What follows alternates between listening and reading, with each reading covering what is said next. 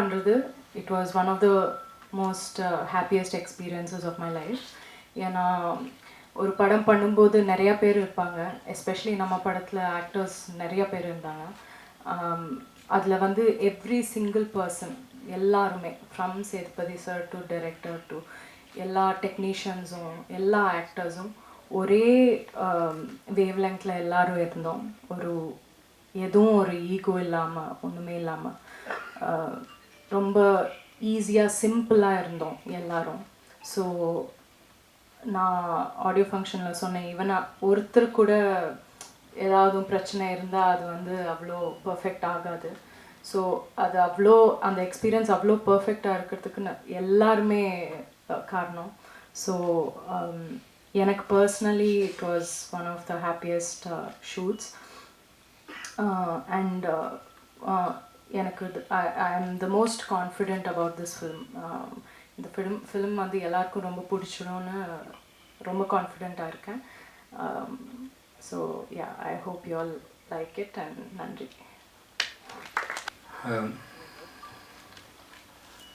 எங்கேருந்து ஆரம்பிக்கிறதுன்னு தெரியல. ஏன்னா இந்த படம் ஆரம்பிக்கிறதே ஒரு நிறைய சண்டை சச்சரவு நடுவில் தான் இந்த படம் முதல்ல தொடங்குது. முதல்ல அந்த இயக்குனரும் இந்த நடிகரும் ஒன்று சேர அந்த விஷயம் தொடங்குனது வந்து எங்களுக்கே எதிர்பார்க்கல. நானும் வந்து என்றைக்குமே இவரோட வேலை செய்யக்கூடாதுன்னு இருந்து, அவரும் என்னோட வேலை செய்யக்கூடாதுன்னு இருந்து, அதுக்கப்புறம் அவர் ரொம்ப சாதாரணமான ஏன்னா 2 பேருக்கும் பெருசாக தனிப்பட்ட முறையில் கோவம் எதுவும் இல்லாதனால ஒரு பூ மலர்வதை போல் அந்த அன்பு வந்து அவ்வளோ நேரம் கோவம் எல்லாம் மறந்து ஒரு அன்பாக மலர்ந்து அதுக்கப்புறம் வந்து அவர் கதை சொல்லி அதுக்கப்புறம் படப்படப்படம் எல்லாமே நடந்துருச்சு. கிட்டத்தட்ட எனக்கு அவர் 2009 தெரியும்னு நினைக்கிறேன். இல்லை சார், 2009 தெரியும். இன்றைக்கி தான் மத்தியானம் பேசினோம். அவருக்கு நேஷ்னல் அவார்டு வரும்போது நான் அவரை என்னோடய தென்மேற்கு பொருட்காட்டு படத்துக்கு ஆடியோ லான்ச்சுக்கு இன்வைட் பண்ண போனேன். நானும் அவர் மட்டும் தான் இருந்தோம். அவருக்கு அந்த மெசேஜ் எதுவும் நான் தான் படித்து சொன்னேன். ஃப்ளைட் டிக்கெட் எதுவும் நான் தான் படித்து அப்படி சொன்னேன். ஸோ இது ஒரு பெரிய சர்க்கிள் வந்து கம்ப்ளீட் ஆன மாதிரி இருந்தது. ஸோ இந்த படம் தொடங்கினதே ரொம்ப அழகான அற்புதமான ஒரு அனுபவம். அப்புறம் எங்கள் ப்ரொடக்ஷன் கம்பெனி சத்யஜோதி பற்றி ரொம்ப நாள் தெரியும். ஆனால் அவங்க 3ஆம் பிறை இதெல்லாம் அவங்க பண்ணவங்க, அது அங்கே தான் தொடங்கியிருக்காங்கிறது எனக்கு பெரிய ஆச்சரியம். சார், உங்கள் ப்ரொடக்ஷனில் வேலை பார்த்ததுல எனக்கு ரொம்ப பெரிய சந்தோஷம் சார், ரொம்ப பெரிய சந்தோஷம் சார். இது வந்து இவ்வளோ படங்கள் பண்ண இந்த நிறுவனத்தோடு நான் வந்து முதல் முறை சேர்ந்து படம் பண்ணது ரியலி ரொம்ப பெருமையாகவும் இருக்குது, ரொம்ப சந்தோஷமாகவும் இருக்குது. நாங்கள் எல்லாம் ரொம்ப சந்தோஷமாக படம் பண்ணோம் சார், ரொம்ப நன்றி அதுக்கு. அப்புறம் எங்கள் ஹீரோயின் நித்யாவோட நான் 2019 வந்து 2020 வந்து 19 அப்படின்னு சொல்லிட்டு ஒரு மலையாள படம், அதில் ஒரு சின்ன கெஸ்ட் ரோல். ஆக்சுவலாக அது ஃபீமேல் சென்ட்ரிக் ஃபிலிம். அந்த டைரக்டர் வந்து அவங்க பேர் இந்து. ஸோ அவங்க நித்யா தான் நடிக்கிறாங்க, எனக்கு தெரியாது. ஆக்சுவலாக வந்து இந்துவோட கதை அதை பிடிச்சி போய் அவங்களுக்காக பண்ணலான்னு சொல்லி போனது அது. அப்போ 2 பேரும் ஏதாவது நல்லா எல்லாம் சேர்ந்து ஒரு படம் ஒர்க் பண்ணுவோம் அப்படின்னு பேசிட்டு வந்தது. அதுக்கப்புறம் இப்படி நடக்கும் எதிர்பார்க்கல. ஏன்னா இந்த மாதிரியான ஒரு படம் நித்யாவோட ஒர்க் பண்ண ரொம்ப ஆசை இருந்துச்சு. ஆனால் இந்த மாதிரியான ஒரு படத்தில் அவங்களோட ஒர்க் பண்ணுறது பெரிய சந்தோஷம். படம் பார்க்கும்போது அவங்க எல்லோரும் தெரியும். இந்த கதாபாத்திரத்தில் நித்யாவை தவிர வேறு யாரையும் இமேஜினே பண்ண முடியும். எனக்கு தெரிஞ்சு அவங்க பண்ண எல்லா படத்துலையும் அதுதான் நினைக்கிறேன். நித்யா ஒரு படம் நடித்தாங்கன்னா அதுக்கப்புறம் அந்த இடத்துல வேற ஒருத்தர் வச்சு பார்க்கவே முடியாது. அதுதான் நித்யா. ஏன்னா அது சும்மா வந்தோம், இது சீனு, இது டயலாகு, ஓகே, இது கோரியோகிராஃபி, இதை நடிப்போம் அப்படின்லாம் இல்லை. அதை முழுமையாக புரிஞ்சுக்கிட்டு அது என்ன பண்ணலாமோ, இன்னும் எப்படிலாம் பண்ணலாமோ, டைரக்டருக்கு என்னெல்லாம் தேவையோ அது எல்லாத்தையும் சரியாக புரிஞ்சுட்டு அதை சரியாக பண்ணிடணும் மெனக்கிடக்கூடிய ரொம்ப அற்புதமான ஒரு ஆர்டிஸ்ட்டு. நான் நித்யாவோட ஒர்க் பண்ணது ரொம்ப பெரிய சந்தோஷம். தேங்க்ஸ் நித்யா, அந்த படத்துலேயும் வந்து ரொம்ப நன்றி. பாண்டே சார் பற்றி சொல்லிட்டேன், சண்டே பற்றி தான் சொன்னேன். ஆனால் நிறைய பேரோட ஒர்க் பண்ணியிருக்கோம். ஆனால் அது ஒரு பிரயாணம் மாதிரி வச்சுக்கோங்களேன். நம்ம ரொம்ப தூரம் பிரயாணம் போயிட்டே இருப்போம். அந்த பிரயாணம் செய்யப்பட்டு ஒரு 500 கிலோமீட்டர் பிரயாணம் பண்ணுறோன்னா ஒவ்வொரு கிலோமீட்டரும் மனசு தாங்காது.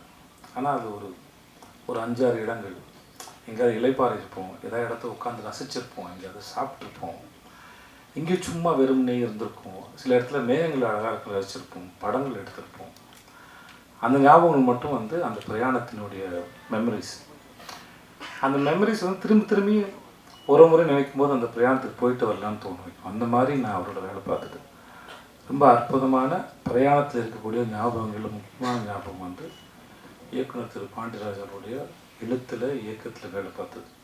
அஃப்கோர்ஸ் கொஞ்சம் கஷ்டமாக இருந்தாலும், அந்த மனுஷன் டார்ச்சராக இருந்தாலும், சில சொல்லுவாங்கள்ல, இந்த இவரோட படத்தில் ஒரு பசங்க படத்தில் வாங்க, யாராவது பையனை அடிக்கிறதுக்கு ஆள் கூப்பிட்டு சின்ன ஒரு பையன் இல்லையா, அந்த மாதிரி ப்ரொடக்ஷன் கம்பெனி எங்களை அடிக்கிறதுக்கு ஆள் வச்ச மாதிரி இருந்தால் தான் பண்ணுறாங்க. அவங்க 2 பேரையும் வந்து நித்யா மேனன் விஜய் சேதுபதி வச்சு டார்ச்சர் பண்ணுங்க அப்படின்னு நினச்சா எப்படி இருக்குமோ அந்த மாதிரி தான். சும்மா சொல்கிறேன், நான் நிஜமாகவும் சொல்கிறேன். சும்மா மாதிரி நிஜமாக சொல்கிறேன், நிஜமாக மாதிரி சும்மா சொல்கிறேன். இது எப்படி சொல்கிறீங்கன்னு எடுத்துக்கோங்க. என்னன்னா படன்னு இருக்கும். ஆனால் இன்னும் அதை ரசித்தோம். ஷூட்டிங்லாம் முடிஞ்சதுக்கப்புறம், அது கடைசி நாள் முடிஞ்சதுக்கப்புறம் அங்கே உட்காந்து ட்ரெஸ்லாம் மாற்றிட்டு வந்து திரும்பி ஒரு 3/4 மணி நேரம் 1 மணி நேரம் உட்காந்து நாங்கள் எல்லாம் பேசிகிட்டு இருந்தோம். ஏன்னா அதை விட்டு போகிறதுக்கு மனசு இல்லை. இன்னும் இந்த ஷூட் வந்து இன்னும் ஒரு வாரம் சும்மா ஏதாச்சும் எடுக்கலாமா அப்படின்னு தோணுச்சு. அந்த அளவுக்கு. ஏன்னா அது ஒரு பெரிய குடும்பமாக இருந்தது. எல்லாருமே சரி, தீபாக்காவாக இருக்கட்டும், சரவணன் சாராக இருக்கட்டும், ரோஹனாக இருக்கட்டும், எங்கள் தங்கச்சி ராகவதி, அவங்க பேர் என்ன சார், ரோஷினியாக இருக்கட்டும், குழந்தைங்களாக இருக்கட்டும், மகிழினி. ஆக்சுவலாக அந்த குழந்தை வந்து முதல்ல ஆண் குழந்தையா அந்த ஸ்கிரிப்டில். அவள் பேர் மகிழினி. மகிழ் வந்ததுக்கப்புறம் அதோட அவளோட சரியான சாய்ஸ்ன்னு சொல்லி இந்த படத்தில் எங்களை ஆசீர்வதிக்க வந்த தெய்வம்னா அது மகிழினி தான் நினைக்கிறேன். இவர் பேப்பரில் எழுதுனதை எப்பறம் இவர் வாட்டுக்கு எழுதி வச்சுருக்காரு. இவங்க சண்டை போட்டுட்ருக்காங்க, குழந்தை தூங்குது, திடீர்னு குழந்தை முழிக்குது, திடீர்னு குழந்தை பேசுது, அப்படிலாம் ஒருத்தர் எழுதும்போது நம்மளாம் நடிச்சிடுவோம். ஒரு வயசு குழந்தை இதெல்லாம் பண்ணுன்னா எப்படி தான் எக்ஸிக்யூட் பண்ண போகிறாங்கன்னு எனக்கு பெரிய ஆச்சரியமாக இருந்தது. கேட்டேன், சார் இதெல்லாம் நடக்குமா சார், எழுதி வச்சுருக்கீங்கன்னா? எல்லாம் நடக்கும் சார், வாங்க சார் அப்படின்னு. ஏன்னா நான் பசங்க பண்ணியிருக்கேன், பசங்க டூ பண்ணியிருக்கேன், எனக்கு தெரியும். நான் ஏதோ பேசுகிறாரு இப்போ, ஓகே அதெல்லாம் கொஞ்சம் வளர்ந்த குழந்தைங்க. இந்த குழந்தை எப்படி, எனக்கு பசங்க ஒன்றுலேயே ஒரு குழந்தை வந்து வீட்டுக்குள்ளே ஓடிக்கிட்டே இருக்கும்ல, நான் அந்த ஷாட் ரொம்ப ரசித்தேன். அந்த ஒரு குழந்தை வந்து அந்த கதையோ அந்த காட்சியோ வந்து ரொம்ப நிஜமானதாக உயிருள்ளதாக மாற்று. அந்த குழந்தை எதுலேயும் பார்ட்டிசிபேட் பண்ணாலும் பரவாயில்ல, அது சுற்றிக்கிட்டு இருக்கும்போதே வந்து அது ரொம்ப உயிருள்ளதாக மாறுது. அந்த மாதிரி மகிழ் அப்புறம் முத்துமணி மாலை 2 பேர் இருக்காங்க. முத்துமணி மாலோட கொஞ்சம் வளர்ந்த குழந்தை தான் அது. ஆனால் மகிழ் வந்து ரொம்ப குட்டி பாப்பா. ஆனால் இந்த கதையில் ஒரு டைரக்டர் என்னெல்லாம் எதிர்பார்த்தாரோ அது அத்தனையும் ரொம்ப அழகாக பண்ணால், ஒரு ஸ்டேஜில் எங்களை புரிஞ்சுக்கிட்டா, ஓகே இந்த ஷார்ட் எடுக்கிற நேரம் மட்டும்தான் இவங்க கூட இருக்கணும் இல்லையா, மற்ற நேரம் நான் எங்கள் அப்பா கூட இருந்துக்கலான்னு. பட் அந்த குழந்தை வந்து நித்யாவோடையும் தீபா கூட ரொம்ப பெட்டாக இருந்தது. என்னை பார்த்து கொஞ்சம் பயப்படும். மகிழ் வந்து இந்த படத்துக்கு வந்து எங்களுக்கு வந்து எங்களையும் எங்கள் தயாரிப்பாளரையும் படம் பார்க்க போகிறவங்க எல்லாரையும் கண்டிப்பாக மகிழ்விக்கக்கூடிய ஒரு அவள் வர சீன்லாம் வந்து உங்கள் எல்லோரும் ரொம்ப பிடிக்கும். அது அவ்வளோ உயிரோட்டமாக இருக்கு நம்புகிறேன். அப்புறம் எங்கள் தனித்தனியாக பாராட்டினா இல்லை சொல்லணுன்னா, எங்கள் டீமில் வந்து அவ்வளோ பெரிய ஆக்டர்ஸ் இருக்காங்க. செம்பன் வினோத் சார், அப்புறம் அவங்க ஒய்ஃபாக நடித்தாங்க, அவங்க பேர் ஜானகி மாரியோ. அவங்க இப்படி படத்தில் வந்துட்டு போகிற, இப்போ இன்ட்ரடியூஸ் பண்ண அந்த நாகப்பாம்பு வினோத் சாகர் எல்லாருமே சரி, படத்தில் இருந்த எல்லாருமே இந்த படத்தை ரொம்ப, யோகி பாபு சார் எல்லாருமே சரி, இந்த படத்தை ரொம்ப பிரமாதமாக பண்ணியிருக்காங்க அவங்க வேலையை. இது நாங்கள் டப்பிங் பார்க்கும்போது ரொம்ப ரசித்தோம். படம் ஷூட் பண்ணிட்டு இருக்கும்போது நிறைய பேர் வந்து சொன்னாங்க இது எங்களோட கதையை பார்க்குற மாதிரி இருந்தது. ஸோ படம் பார்க்குற உங்களுக்கும் அப்படி தான் இருக்கும் நாங்கள் நம்புகிறோம். ஸோ ஜூலை 25 ரிலீஸ் ஆகுது. முக்கியமாக சனா எதிர்பார்க்கல. நான் வந்து ஒரு ஆல்பமே வந்து இவ்வளோ சிறப்பாக பண்ணி தருவாருங்கிறது வழக்கமாக அது பண்ணுறது தான். பட் நம்ம படம் வரும்போதில் கொஞ்சம் எல்லாம் சரியாக அமைஞ்சுன்னு ஒரு பயம் இருக்கும். பட் சனா வந்து இந்த படத்தை வந்து ரொம்ப பதமாக பண்ணி கொடுத்தாரு. கேமராமேன் சுகுமார், ஆர்ட் டைரக்டர் வீரசிம்மர், முக்கியம் ஃபைட் மாஸ்டர் கலை. எனக்கு அந்த பையனை வந்து 2019 தெரியும். எல்லா ஃபைட்டையும் சூப்பராக பண்ணி கொடுத்தாங்க கலை. அப்புறம் பாபா பாஸ்கர். ஸோ இது ஒரு ஃபுல் பேக்ட் என்டர்டெய்னர். படம் பார்க்கும்போது கண்டிப்பாக எல்லோரும் ரொம்ப என்ஜாய் பண்ணுவீங்க அப்படின்னு நாங்கள் முழுமையாக நம்புகிறோம். ஜூலை 25 ரிலீஸ் ஆகுது. தியேட்டருக்கு வந்து பாருங்கள். ரொம்ப நன்றி. Thanks so much. ரொம்ப நாள் ஆச்சு மீடியாவை சந்தித்து, கிட்டத்தட்ட ஒரு 3 வருஷத்துக்கு மேலே ஆச்சு. உங்களை சந்திக்கிறது எனக்கு ரொம்ப சந்தோஷம். தலைவன் தலைவி அந்த டைட்டில் தோன்றியது ஒரு அழகானது. கதை தோன்றியதுமே ஒரு அழகான நிகழ்ச்சி அது, அழகான சம்பவம் அது. ஒரு உண்மை கதையிலிருந்து எடுத்து பண்ணியிருக்கேன். என் பையனுடைய பிறந்த நாளுக்காக ஒரு குலதெய்வம் கோயிலுக்கு போகும்போது நான் சந்தித்த 2 கேரக்டர், அதுதான் ஆகாச வீரன், பேரரசி. பார்த்ததை அப்படியே எடுத்தால் படமாகவே எடுக்க முடியாது. ஆனால் இப்படி இருந்தால் எப்படி இருக்கும் அப்படிங்கிற அந்த ஒரு கேள்வி தான் இந்த கேரக்டர். அதை எழுத ஆரம்பித்தேன். சும்மா ஒரு சிம்பிளாக ஒன்று எழுதலாம், ஒரு சிம்பிளான ஒரு இதுவாக எழுதலாம் அப்படின்னா அது எழுத அது வேறு ஒன்றா மாறிச்சு. அது எழுதும்போது தான் ஆகாச வீரனுடைய அந்த கேரக்டருடைய வேல்யூ இருக்குல்ல. ஏன்னா சிரிக்க வைப்பான், அழுக வைப்பான், டார்ச்சர் பண்ணுவான். இவன் என்ன கேரக்டர்னே சொல்ல முடியாது. ஒரு ஹீரோ கேரக்டர்னால் ஒரு ஆர்க் இருக்கும்ல, நூல் பிடிச்சது மாதிரி போகணும், இப்படி தான் இருக்கும் அப்படின்னு ஒரு ஆர்க்கும். எந்த ஆர்க்குமே இல்லாத ஒரு கேரக்டர் தான் ஆகாச வீரன். அது எல்லா ஹீரோவுமே பண்ணிட முடியாது. அது ஏதோ சேதுபதி சாரை சந்தோஷப்படுத்தணும் அப்படிங்கிறத அந்த இடத்துல சொல்ல, இந்த கேரக்டரை விஜய் சேது சார் மட்டும்தான் பண்ண முடியும். அதை நீங்கள் பார்க்கும்போது ப்ரெஸ்ஸோ போடுவான், நான் வந்து வெளில நிற்பேன் அப்போ நீங்கள் சொல்லுவீங்க. இதை அவர் மட்டும்தான் பண்ண முடியும். இந்த கேரக்டரை நான் இவர் பண்ணால் தான் நல்லாயிருக்கும் அப்படிங்கிறதையும் நம்பினேன். என்னென்னா அந்த கேரக்டருடைய இது, ஏன்னா டக்குன்னு மாறிக்கிட்டே இருக்கும். ஒரு சீரியஸாக போயிட்டுருக்கும், மாஸாக போயிட்டுருக்கும், அது பையன் அப்படியே காமெடியாக மாறும். காமெடி போயிட்டே இருக்கும், டக்குன்னு அது எமோஷனில் மாறும். அதான் ஒரு இந்த புதுசாக வண்டி ஓட்ட தெரியாமல் வண்டி ஓட்டுவாங்கல்ல, அப்படி ஒரு கேரக்டர் இந்த கேரக்டர். ஆனால் ரசிக்கக்கூடிய கேரக்டராக இருக்கும், ரொம்ப லவ் பண்ணக்கூடிய ஒரு கேரக்டராக இருக்கும். எந்த இடத்துலையுமே அந்த கேரக்டர் மேலே இரிட்டேஷனே வராது. கொஞ்சம் விட்டோம்னா அந்த கேரக்டர் மேலே ஒரு பயங்கர இரிட்டேஷன் வந்துடும். அப்போ இது அவர் மட்டும்தான் பண்ண முடியும். அதை ரொம்ப அழகாக ரொம்ப ரசித்து அதை எடுத்தோம். ஸ்பாட்லேயே எல்லாருமே வந்து அதை அவர் பண்ணுற ஒவ்வொரு மொமெண்ட்டையுமே ரொம்ப சிரிச்சாங்க. எல்லாருமே பொதுவாக யூனிட்டில் வந்து தூரமாக போயிடுவாங்க. ஒரு கட்டத்துக்கு மேலே ஒரு 4-5 நாளில் அப்படியே அங்கே போய் உட்காந்துருவாங்க. ஆனால் நித்யாவும் சேது சார் பண்ணும்போது வேடிக்கை பார்ப்பாங்க. ஒரு கூட்டமாக மேனேஜர் எல்லோரும் வந்து நிற்பாங்க. அது அழகாக அவங்க ஆக்டிங் அப்படி அழகாக இருந்தது. அதே மாதிரி தான் பேரரசி கேரக்டர். பேரரசி இப்படித்தான் அப்படின்னா ஒரு எந்த ஆர்க்குமே இருக்காது. அவளும் அப்படித்தான், ரொம்ப அன்பானவ, அழகானவ, அழகான அம்மா, நல்ல மருமக, நல்ல மனைவி. டப்புன்னு எப்போ மாறுவா எப்படி மாறுவான்னு எல்லாருடைய மனைவி மாதிரி தான். அவளை எப்படி ஹேண்டில் பண்ணுறதுங்கிறதே ரொம்ப கஷ்டமான கேரக்டர். ஆனால் அவள் ரொம்ப பிடிக்கும். ரொம்ப ஹஸ்பண்ட் அப்படி லவ் பண்ணுவாள். அப்போ இந்த கேரக்டர் யார் பண்ணுறது அப்படின்னா அது நித்யாவை தவிர வேறு ஒரு ஆப்ஷன் எனக்கு இல்லவே இல்லை. நான் இது வரைக்கும் 11வது படம், எனக்கு 10 படங்கள்லையுமே என்னுடைய ஹீரோயின் நான் நினச்ச ஹீரோயின் எனக்கு வந்ததே கிடையாது. முதல் தடவையாக என்ன ஸ்கிரிப்டில் எழுதணும்னோ நித்யா மேனன் தான் இது ஹீரோயின்னா எனக்கு இந்த படத்தில் வந்திருக்கு. அப்படி இந்த படத்துக்கு நான் நினச்ச ஹீரோயின் கொடுத்த என் தயாரிப்பாளர் சத்யஜோதி தியாகராசன் சாருக்கும், செந்தில் சார், அர்ஜுன் சார், ரொம்ப நன்றி. அந்த கேரக்டர் வந்து நித்யா, அதாவது அது டாமஞ்சேரி லவ்னு சொல்லுவோம்ல, ஒரு புருஷன் பொண்டாட்டி சண்டையே நிறைய பேருக்கு கனெக்ட் ஆகும்.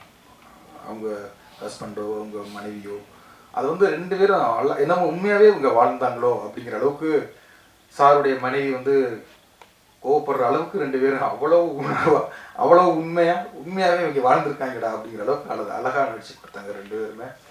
ஆனால் கொஞ்சம் டார்ச்சர் தான் சார். ஏன்னா முதல் நாளே ஃபஸ்ட்டு 2 நாள் சேது சார் மட்டும் வச்சு எடுத்துட்டேன். 3வது நாள் தான் 2 பேர் காம்பினேஷனும் சாஃப்டாக ஆரம்பித்தேன். நித்யா மேனுக்கு வந்து சாமி கும்பிட்டு அப்படி ஒரு மணி வச்சுட்டு கும்பிட்டு போங்க. இந்த சாங்கில் பார்த்தீங்கல்ல, அது அப்பா ரொம்ப சாஃப்டான டேரக்டர் அப்படின்னு அவங்க நினச்சாங்க. அப்புறம் 2 பேரையும் வச்சு ஒரு லவ்வர்ஸ் பேசிக்கிற மாதிரி ஒரு சீன் எடுத்தேன். அது உட்காந்தே தான் பேசணும், ரொம்ப ஜாலியாக சிரிச்சுக்கிட்டே எடுத்தோம். அது சீனும் நல்லா ரொம்ப வந்தது. படம் ஃபுல்லாக அப்படி தான் இருக்கணும் அப்படின்னு நினச்சாங்க. அப்புறம் கொஞ்சம் ஸ்பீடாக ஷிஃப்டிங் அப்படின்னேன். நல்ல வெயில், அந்த ஒரு டாப் ஆங்கிளில் பார்த்துருக்கீங்களா, ஒரு பாறைக்கு நடுவில் பள்ளமாக இருக்கும். கொஞ்சம் தடுமாறுனா அங்கிட்டு போய் விழுந்துடணும், இல்லை இங்கிட்டு விழுந்துடணும். அவ்வளோ ரிஸ்க்கான இடம். அது நடுவில் பைக்கை ஓட்ட விட்டேன். அப்படியே பார்த்தாங்க, இதுலேயே சார் வண்டியை ஓட்டணும் அப்படின்னு. இதுக்கு முன்னாலே உட்காரணும் அப்படின்னா நல்லா உட்காரணும். அந்த சாங்கில் இருக்கும். அது கொஞ்சம் என் மூடு இதுதான் அப்படின்னு உங்களுக்கு முகத்தை காமிச்சேன். சரி இதை முடிச்சுட்டு விட்டுருவார் போல, ஏன்னா 4:30 ஆயிடுச்சு அதை எடுத்து முடிக்கும்போது. சரி ஃபஸ்ட்டு நாள் கொஞ்சம் மூடவே நல்லா நிறைய எடுத்துட்டான் விட்டுருவார் அப்படின்னு நினச்சாங்க. பக்கத்தில் யானைமலை இருக்குது, கொஞ்சம் மேலே ஏறுமா நல்லாயிருக்கும் அப்படின்னா, இது இன்னொரு நாள் எடுத்துக்கலாமே அப்படின்னாங்க. இல்லை இல்லை அடுத்த நாள் கூட்டம் வந்துடும், ஷூட்டிங் எடுக்கும் தெரிஞ்சு, இப்போ நான் ஃப்ரீயாகிட்டு வந்துடலாம், பர்மிஷன் தான் இருக்குது. சரி நீ ஏறினா மலை ஏறிக்கிட்டு இருக்கா, ஒரு 1 ஹவர் ஏறலாம், ஒரு 45 நிமிஷம் இருக்குமா, அது ஏறிட்டு அது எடுத்துட்டான். நினச்சது எல்லாத்தையுமே எடுத்துட்டான். ஏன்னா ஃபஸ்ட்டு நாளே இப்படி வச்சு பண்ணுறீங்க அப்படின்னாங்க. இல்லை மைண்ட் செட் ஆகிக்கிங்க, இதை நான் பண்ணுறேன். ஃபஸ்ட்டு நாளே எப்போவுமே நான் ஆர்டிஸ்ட்டுக்கு மைண்ட் செட் பண்ணிடுவேன், இதுதான் இப்படி தான் எடுக்கணும் அப்படின்னா. ஆனால் அது 70 நாளும் அதுதான். ஃபஸ்ட் நாள் எப்படி ஓடணுமோ அதே மாதிரி நான் ஓடிக்கிட்டே இருக்கும்போது கொஞ்சம் யாராவது நடந்தால் எனக்கு கோவம் வரும். அந்த கோவத்தை தான் நான் எதுவாக காமிச்சிருக்கேன், அப்படி காமிச்சிருக்கேன். Sorry sir. அதே மாதிரி தான் தயாரிப்பாளர் செயலியும் அந்த மாதிரி தான். நான் ஏதாவது இதுவானா டக்குன்னு செந்தில் சார் ஃபோன் வச்சு, சார் அது நடக்கலை சார், ஏன் சார் நடக்கலை அப்படின்னு சொல்லி கோவப்படுவேன். என்னென்னா அந்த படம் நல்லா வரணும், அந்த சொன்ன பட்ஜெட்டுக்குள்ளே முடிச்சு கொடுத்துடணும். எனக்கு என்னென்னா அந்த சொன்ன வார்த்தையை காப்பாற்றணும். இத்தனை நாள்னா அத்தனை நாளைக்குள்ளே முடிச்சிடணும், இந்த பட்ஜெட்னா இந்த பட்ஜெட்டுக்குள்ளே முடிச்சிடணும், ஆர்டிஸ்ட்டுக்கு இத்தனை நாள்னா அத்தனை நாளைக்குள்ளே முடிச்சிடணும். திருப்பி இன்னொரு 10 நாள் கிடைக்குமா, இன்னும் ஒரு 5 நாள் கிடைக்குமா, இன்னொரு அது தேவையில்லாத இது வரும். அதுக்காகத்தான் என்னுடைய வேலையை நான் கரெக்டாக பண்ணணும் அப்படிங்கிறது மட்டும்தான். மற்ற எல்லாருமே பயங்கரமாக லவ் பண்ணுற ஒரு கேரக்டர் தான். உண்மையிலே இது ரொம்ப சந்தோஷமாக இந்த படம் முடியும் போது, எப்போவுமே ஒரு படம் முடியும் போது எப்படா முடிக்கலாம், அடுத்த படத்துக்கு போகலாமா ஆர்டிஸ்டுக்கு ஒரு மனநிலை வந்துடும், இல்லை டெக்னீஷியனுக்கும் வந்துடும். ஆனால் இந்த படத்தில் என்னன்னு தெரில, 75 நாள் நாங்கள் பிளான் பண்ணோம், 21-22 நாள் எடுத்தோம். 2 பேருமே கெஞ்சுறாங்க, சேது சாரும் ப்ளீஸ் இன்னும் 2 நாள் எடுங்க, தயவு செய்து பிரேக்கப் வந்து ஷெட்யூலை முடிச்சிடாதீங்க ப்ளீஸ் ப்ளீஸ், ஏன் அவசரப்படுறீங்க, நம்ம 75 நாள் தானே ஷெட்யூல் கொடுத்துருக்கோம், இன்னும் மெதுவாக எடுக்கலாம், இன்னும் நம்ம எல்லோரும் ஒன்று சேர்ந்து இருக்கலாம். என்னென்னா அது உண்மையாகவே எனக்கு அது கடைக்குட்டி சிங்கம் படத்தில் அந்த ஃபீல் கிடச்சது. அது எல்லாருமே வந்து ஒரு குடும்ப ஆட்கள் மாதிரி அப்படியே இதுவாகிடுவாங்க. அந்த ஃபீல் இந்த படத்தில் அதை விட அதிகமாகவே கிடச்சிது. ஒன்றாவே உட்காந்துருப்போம், ஒன்றா சாப்பிடுவோம். சார் பரோட்டா போடுவார், அதில் ரிஸ்க்கான பரோட்டா போடுவார், சாக்லேட்டு பரோட்டாம்பார், அது என்ன சார் வாட்டர் மெலன் பரோட்டான்னு கொடுப்பாரு. நாளைக்கு ஷூட்டிங் இருக்கே, அதை சாப்பிட்றதா வேண்டாமான்னு பயம் இருக்கும், சாப்பிடுங்க நல்லா இருக்கும் அப்படிம்பாரு. அப்புறம் ஒவ்வொன்றும் ஒவ்வொரு வெரைட்டியாக கண்டுபிடிச்சிக்கிட்டே இருப்பார். அவன் பரோட்டா கண்டுபிடிச்சா கூட இவ்வளோ வெரைட்டி கண்டுபிடிச்சிக்க மாட்டார். அது சாப்பிட்றதுக்கு ஒரு கூட்டம் ரெடியாக இருக்கும், வாங்கடா அப்படின்னு சொல்லி இது பண்ணிவிடுவார். அது சந்தோஷம், ரொம்ப சந்தோஷம். அதே மாதிரி இந்த குழந்தைகள் இருக்கும், ஒவ்வொரு கேரக்டர் எல்லாருமே யோகி பாபுல இருந்து எல்லாத்தையும் ஒவ்வொரு ஆளையும் சொல்லணும். அவ்வளோ பேருமே ரொம்ப கேமராமேன் அவன் நானும் அவன் அசிஸ்டண்ட் ஸ்டில் ஃபோட்டோகிராஃபராகவும் நான் அசிஸ்டன்ட் டேரக்டராகவும் இருந்தோம். அவன் நானும் சேர்ந்து அவ்வளோ நித்யா தான் கேட்டாங்க, உங்களுக்கு ஃபஸ்ட்டு படமா அப்படின்னாங்க. ஆமாம் அப்படின்னு. அப்படி தெரியலையே அவ்வளோ, ஏன்னா 2 பேரும் ஓடிட்டே இருப்பாங்க, லைட் பண்ணுறது தெரியாது, எடுக்கிறது தெரியாது, அவ்வளோ ஸ்பீடாக ஓடிட்டே இருப்பான். அதே மாதிரி எடிட்டர் பிரதீப்னு சொல்லி கதைகளில் நான் லான்ச் பண்ணேன். இன்றைக்கி அவன் விஜய் சார் வரைக்கும் வந்திருக்கான். இந்த படத்தில் ட்ரெய்லர் பண்ணியிருக்கான், அது கொஞ்சம் ட்ரெய்லருக்கு டைம் ஆச்சு, இல்லைன்னா இன்றைக்கி ஸ்க்ரீன் பண்ணியிருக்கோம். அவ்வளோ அழகாக பண்ணியிருக்கான். அதே மாதிரி ஆர்ட் டைரக்டர், ஃபைட் மாஸ்டர் சூப்பராக 4 நாள் பிளான் பண்ண ஃபைட்டை 2 நாள்லாம் எடுத்திருக்கோம். அது அவருடைய அந்த கிளாரிட்டி அவ்வளோ சூப்பரான ஒர்க் அவர்கிட்ட. அதே மாதிரி முதல் தடவையாக சனாவும் நானும் வேலை பார்த்துருக்கோம். எனக்கு ரொம்ப பிடிக்கும் சனாவோட. ஒவ்வொரு தடவையும் இடையில பசங்க 2 கூட நம்ம போய் பேசணும், அது சரியாக செட் ஆகலை. இந்த படத்தில் வந்து 5 சாங் பண்ணியிருக்காரு. 5 சாங்குமே ரொம்ப நீங்கள் கேட்டீங்கன்னா உங்களுக்கு தெரியும். இப்போ 2 சாங் தான் கேட்டிருக்கீங்க. ரொம்ப அவ்வளோ பெஸ்ட் ஆல்பமாக இருக்கும். கண்டிப்பாக என்னுடைய படங்களில் இது ரொம்ப முக்கியமான ஆல்பமாக இருக்கும். 5 தீம் போட்டிருக்காரு. அதில் 4 சாங் விவேக் பண்ணியிருக்காரு, 1 சாங் கார்த்திக் நேத்தா இருக்காரு. அந்த கார்த்திக் நேத்தா எழுதின சாங் வந்து எனக்கு வந்து கேடி பிள்ளை கில்லாடிதங்கால் வந்து இந்த இன்னைக்கும் அந்த அப்பா சாங்கு தெய்வங்கள் எல்லாம் தோற்றி போகும் அந்த சாங்கு நான் முத்துக்குமார் எழுதி, இன்னமும் நிறைய பேர் அந்த சாங்கை சொல்லுவாங்க. இந்த படத்தில் ஒரு கணவன் மனைவிக்கான ஒரு சாங்கு எழுதியிருக்கோம். அதை அன்றைக்கி ஈவன் டியூன் போடும்போது நான் அழுதேன். எனக்கு என்ன அறியாமல் எங்கள் அப்பாவை நினச்சி நான் அழுதேன். அதே அளவுக்கு இந்த சாங்கை வந்து அதை டியூன் கேட்கும்போதும் அவ்வளோ அழகாக இருந்தது. அது லிரிக்ஸை வந்து இதுங்கும்போது அந்த சாங்கை கேட்கும்போது என்னை அறியாமல் பல படம் நான் கொட்டினேன், அழுதுறேன். அது அப்புறம் எடிட் பண்ணுறதுக்காக எடிட்டருக்கு அனுப்பி அவன் சொன்னான், சார் சாங்கை கேட்கும்போதே அழுக வந்துச்சு சார் அப்படின்னா. அந்த சாங் விஷுவலாக பார்க்கும்போது உண்மையாகவே கணவன் மனைவியை பிரிஞ்சிருந்தாவோ, காதலன் காதலியை பிரிஞ்சிருந்தாவோ, நண்பனை பிரிஞ்சிருந்தாவோ நாங்கள் எல்லாருக்குமே இந்த சாங்கை கேட்கும்போது ஒரு உண்மையிலே ஒரு பயங்கர ஒரு ஃபீல் வரும், ஒரு யோசிப்பாங்க கண்டிப்பாக. இந்த படம் வந்து டைவர்ஸை பற்றி கொஞ்சம் பேசியிருக்கோம். இன்னைக்கு வந்து டைவர்ஸ் வந்து ரொம்ப அதிகமாயிட்டே இருக்குது. ஏன் அப்படிங்கிற ஒரு கேள்வி தான் இந்த கதை. அதை வந்து ஒரு விஷயமா பேசியிருக்கோம். அது கண்டிப்பாக இந்த படத்துக்கு அப்புறம் நிறைய பேர் யோசிப்பாங்க.